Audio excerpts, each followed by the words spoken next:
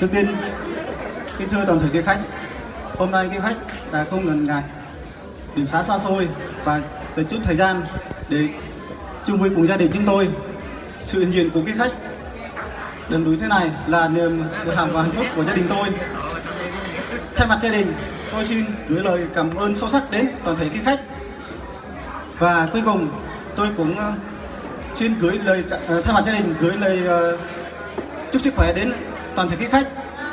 Một lời chúc sức khỏe, mừng như hạnh phúc. Chúc buổi tiệc chúng ta hôm nay thật vui vẻ. Và cuối cùng, tôi xin gửi lời cảm ơn và xin trân trọng.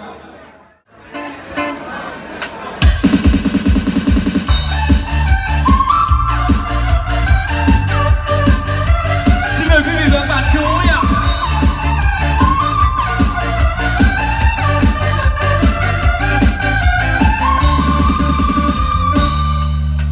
Mây lang thang buồn trôi, em vẫn cát cao trong tiếng tháng ngày. Nếu mưa rơi lạnh câm, cùng đêm mây đen xót xa em người có anh.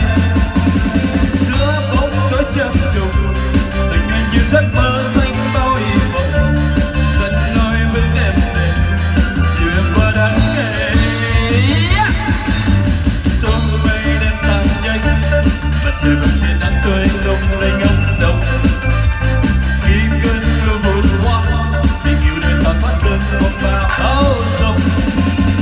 Vẫn lấp những đêm dài, mặt trời luôn chiếu soi cho em yêu đời. Xóa hết những nghi ngờ, tình yêu như khúc ca mùa xuân bỗng lại sao hơi ấm. Rụng ra đôi tim được vui gặp gỡ trong ngày mới nắng say tình dân ngập lối. Nắng lên hoa ở cây, gió mơn ban đầu là nơi đàn hương khúc chân vui hạnh phúc. Nắm tay ta về vùng trời bình yên.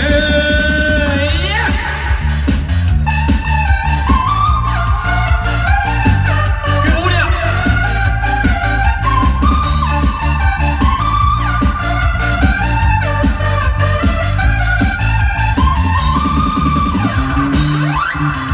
Mây lang thang buồn trôi, đêm mưa từ cát cao trong tiếng tháng ngày. Theo mưa rơi lạnh ngắt, từng đêm mây đen xót xa em mới có anh. Giữa bóng tối chập trùng, tình anh như giấc mơ xanh bao hy vọng, dẫn lối bước em về xuyên qua đắng cay. Cơn mây đen tan nhanh, mặt trời vươn lên nắng tươi lung linh ngông đông. Khi cơn mưa vụt qua, tình yêu đời ta thoát cơn mộng và bão giông. Vẫn lấp những đêm dài, mặt trời luôn chiếu soi cho em yêu đời. Xóa hết những nghi ngờ, tình yêu như khúc ca mùa xuân bỗng lại sao hơi ấm. Ra đôi tim mừng vui